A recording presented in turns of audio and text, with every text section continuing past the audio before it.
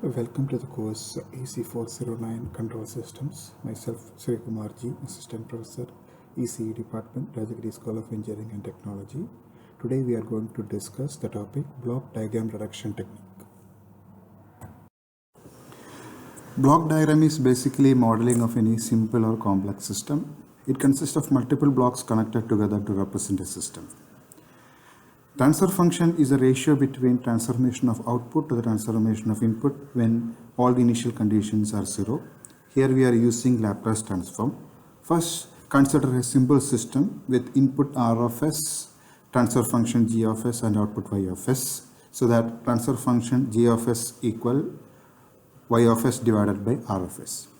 Coming to the complex system where the system is represented by many blocks, which is given in the figure.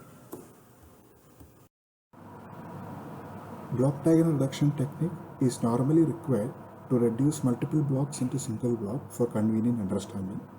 Also, it may sometimes require to rearrange the blocks from its original order. So, for the calculation of the system transfer function, block diagram reduction technique is required. Block diagram reduction is done based on some rules which are listed below. First rule, combining blocks which are in cascade or in parallel. Consider two blocks G1 and G2 which are connected in cascade, and the net transfer function y of s by R of s equals the product of G1 and G2. And if the two blocks G1 and G2 are connected in parallel, then the net transfer function is the sum of the blocks G1 and G2. Coming to rule number 2, it says moving a summing point before a block G to after a block G requires multiplication by G in the feedback path.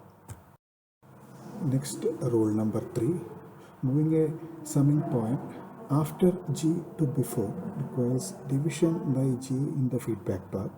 Rule number 4, moving a takeoff point before G to after G requires division by G in the feedback path, and moving a takeoff point after G to before requires multiplication by G in the feedback path. Next rule, consider a system with forward gain G and feedback gain H forming a loop. Then the net transfer function reduces to capital G divided by 1 minus plus GH, and if the feedback gain capital H equal to 1, then the above transfer function simplifies to capital G divided by 1 minus plus G. And coming to the last rule, which says that swapping two adjacent summing points, the net transfer function remains the same.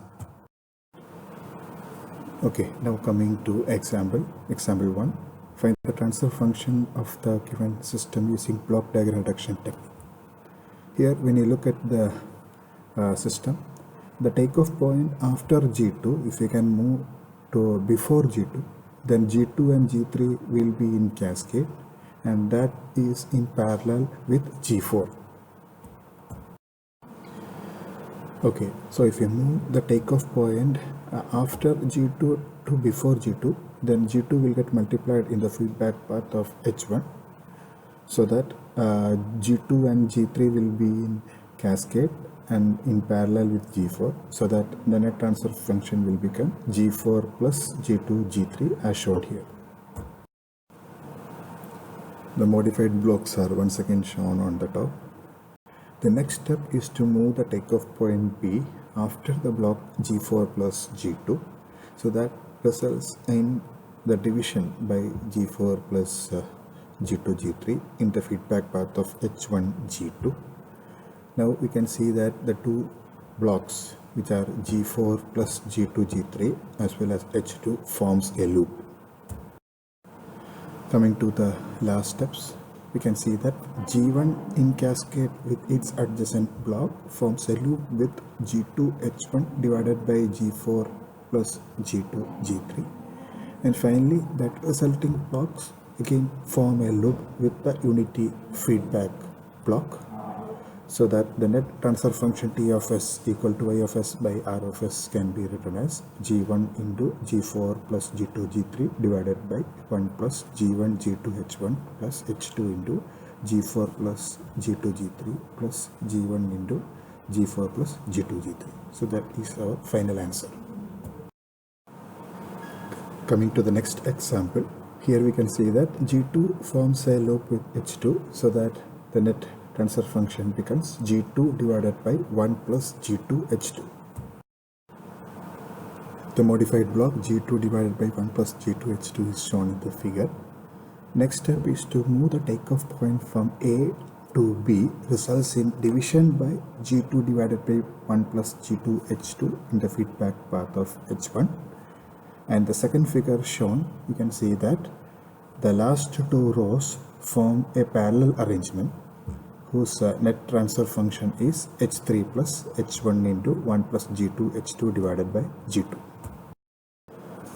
Coming to the last step, here we can see that the two blocks form a loop whose net transfer function T of s equal to y of s divided by r of s equal to g1 g2 divided by 1 plus g2 h2 plus g1 g2 h3 plus g1 h1 plus g1 g2 h1 h2, which is our final answer.